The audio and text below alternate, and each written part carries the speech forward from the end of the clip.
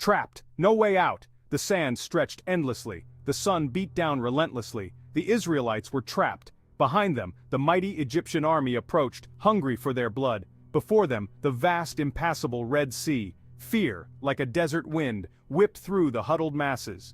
They had just tasted freedom, felt its sweet kiss on their skin. Now, it seemed, it would be ripped away. Their cries of joy turned to bitter lamentations. Mothers clutched their children, their faces etched with terror. Had their escape been in vain? Was this the cruel end of their journey? Their leader Moses felt the weight of their fear, their despair.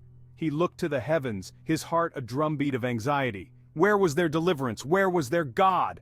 The cries of his people, a symphony of desperation, tore at his soul.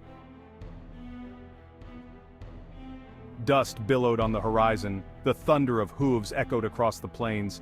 Pharaoh's army was upon them, their chariots like iron locusts, their swords gleaming with deadly intent. The Israelites could almost taste the dust, feel the hot breath of the approaching horses.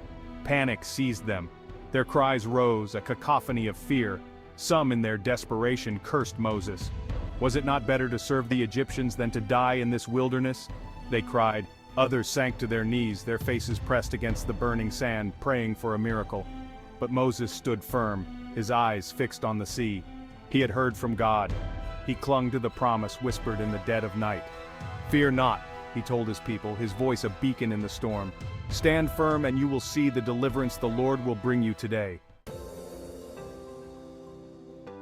The wind whipped around him, carrying the salty tang of the sea and the fear of his people.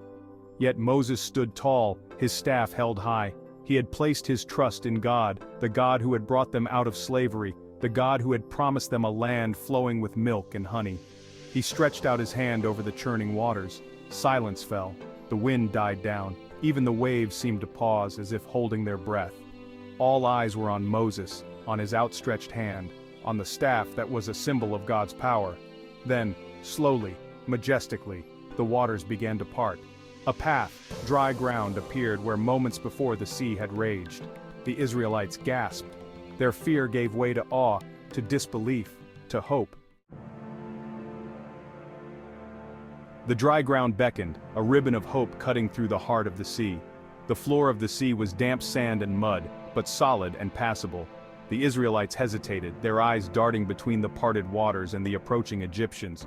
Could this be real? "Move!" Moses commanded, his voice strong and clear. "The Lord fights for you today." And so, with hearts pounding and breath catching in their throats, the Israelites stepped onto the seabed. They walked between walls of water, the very sea obeying the command of their God. Mothers carried their children, their faces a mixture of wonder and relief. The elderly, leaning on their staffs, marveled at the miracle unfolding before their eyes. The miracle was not just the parting of the sea, but the safe passage it offered. It was a testament to God's power, a promise of his protection. The Egyptians, their faces twisted in fury, charged onto the seabed. They would not be denied their prey. But the God of Israel was watching over his people. The chariots, bogged down by the mud, became like toys in the hands of a giant. Then, as the last of the Israelites reached the safety of the opposite shore, Moses stretched out his hand again. The waters, like obedient soldiers, rushed back into place. The roar was deafening. The walls of water crashed down, engulfing the Egyptian army. The chariots, the horses, the soldiers, all were swept away by the relentless tide. The sea returned to its normal state, leaving behind no trace of the army that had sought to enslave God's people. The cries of the Egyptians were swallowed by the waves, a final desperate plea to a God who could not save them. On the far shore, the Israelites watched, their hearts filled with awe and gratitude. They had witnessed the power of their God, the God who parted seas and crushed armies. Their fear had been replaced by a joy so profound it could only be expressed in song. They sang of God's might, of his love, of his faithfulness. Their voices rose, a chorus of thanksgiving, echoing across the water, a testament to the miracle they had witnessed. They were free.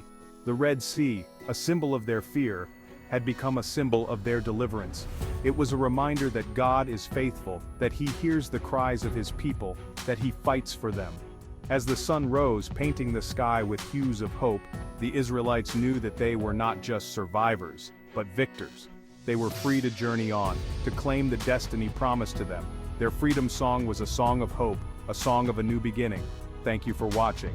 If you enjoyed this story, please like, comment, and subscribe. Stay tuned for more powerful stories of faith and triumph.